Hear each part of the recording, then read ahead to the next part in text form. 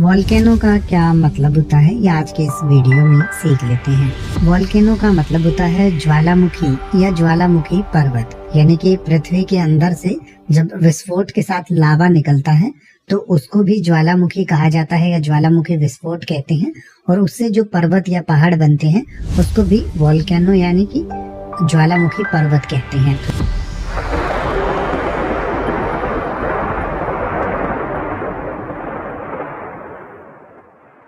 सबसे पहले बात करते हैं कि ये वोल्केनोज बनते कैसे हैं।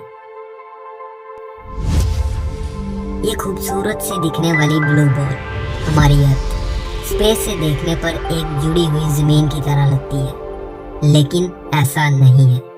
हमारी अर्थ पजल पीसीज की तरह आपस में जुड़ी हुई है।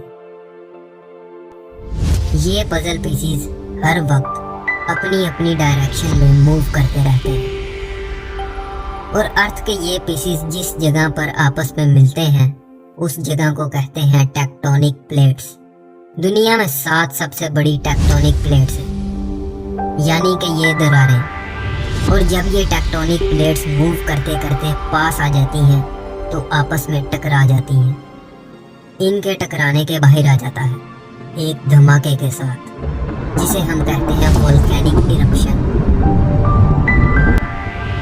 ये लावा जमीन की दरार से निकलकर बाहर आकर जमने लगता है, जिससे ये हजारों फीट ऊंचे वोल्केनोज बन जाते हैं।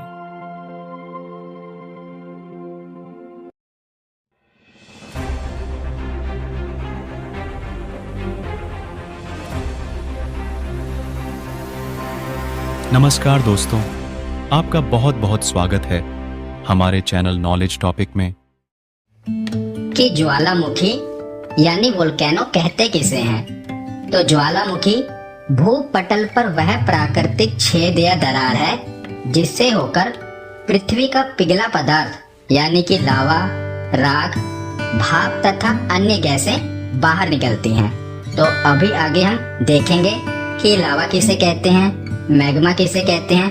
पर पहले आप ये समझ लीजिए कि पृथ्वी के भूपटल पर जो प्राकृतिक छेद या दरार होता है उसमें से जो पृथ्वी के अंदर का पिघला हुआ पदार्थ बाहर निकलता है उसे हम ज्वालामुखी कहते हैं। और ज्वालामुखी क्रिया में सबसे अधिक कौन सी गैस बाहर निकलती है? तो ज्वालामुखी क्रिया में सबसे अधिक जल वाष्प गैस बाहर निकलती है।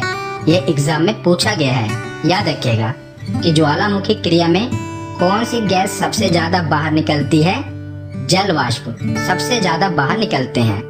ज्वालामुखी में देखा जाए तो जल वाष्प की मात्रा 60 से लेकर 90% तक होती है। कितनी? 60 से लेकर 90%। इससे हम कह सकते हैं कि ज्वालामुखी में जल वाष्प की मात्रा सबसे अधिक होती है। और इसके अलावा भी carbon dioxide, sulphur dioxide, hydrogen तथा नाइट्रोजन जैसी गैसें भी अन्य गैसें इससे बाहर निकलती हैं। पर सबसे ज्यादा देखा जाए तो जल वाष्प गैस इससे बाहर निकलती है। तो क्रेटर क्या होता है?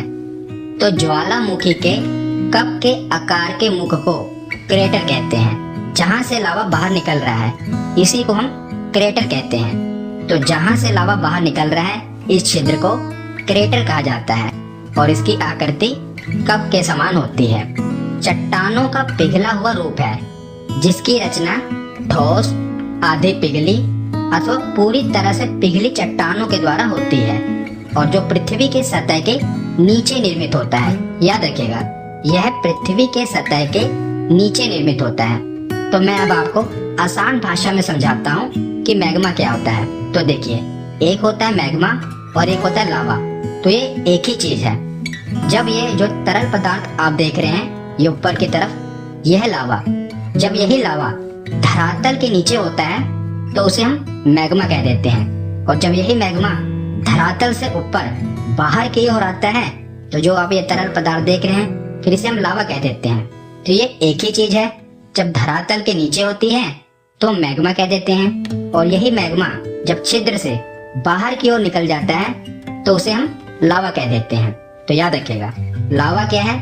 मैग्मा के बाहर निकलने वाले रूप को ही लावा कहा जाता है। अब हम देखते हैं कि सिंडर किसे कहा जाता है। तो बाहर हवा में उड़ा हुआ लावा शीघ्र ही ठंडा होकर छोटे ठोस टुकड़ों में बदल जाता है, तो इसी को हम सिंडर कह देते हैं। तो जब ये लावा बाहर की ओर आता है तो ठंडा होकर ठोस अवस्था में बदल जाता है और उसी को हम सिंडर कह देते हैं। तो आशा करता हूँ आप क्रेटर, मैग्मा, लावा और सिंडर के बारे में समझ गए होंगे। तो ज्वालामुखी को उनकी अवधि के अनुसार 3 प्रकार में बांटा गया है। पहला है सक्रिय ज्वालामुखी, जिसे इंग्लिश में कहते हैं एक्टिव वोल्केनो। दूसरा है प्रसुप्त ज्वालामुखी, जिसे इंग्लिश में कहते हैं डोरमेंट वोल्केनो। और तीसरा है शांत ज्वालामुखी, जिसे इंग्लिश में कहते हैं एक्सटिंक्ट वोल्केनो। तो 3 प्रकार के ज्वालामुखी होते हैं, तो इसके नाम से ही क्लियर है, एक्टिव वोल्केनो। तो सक्रिय ज्वालामुखी वह ज्वालामुखी है जिसमें लावा, गैस, राख, जलवाष्प तथा विखंडित पदार्थ हमेशा निकलते रहते हैं। तो ये हमेशा एक्टिव रहता है, इसीलिए हम इसे एक्टिव वोल्केनो कहते हैं। अब हम देखते हैं कि प्रसुप्त ज्वालामुखी किसे कहा जाता है।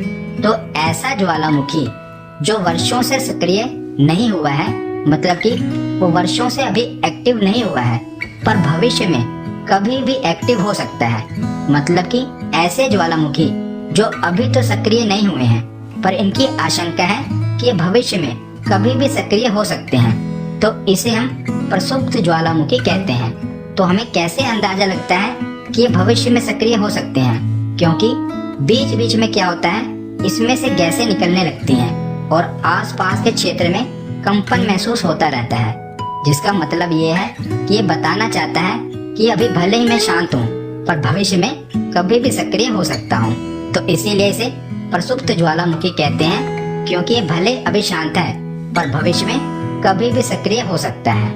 अब तीसरा ज्वालामुखी देखते हैं, तो इसे कहते हैं शांत ज्वालामुखी, यानी कि एक्सटिंक्ट वोल्केनो।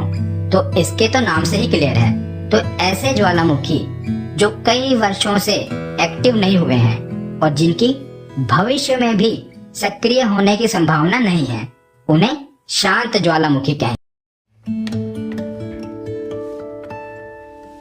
मेरे YouTube चैनल को सब्सक्राइब जरूर करें, लाइक करें और शेयर करें।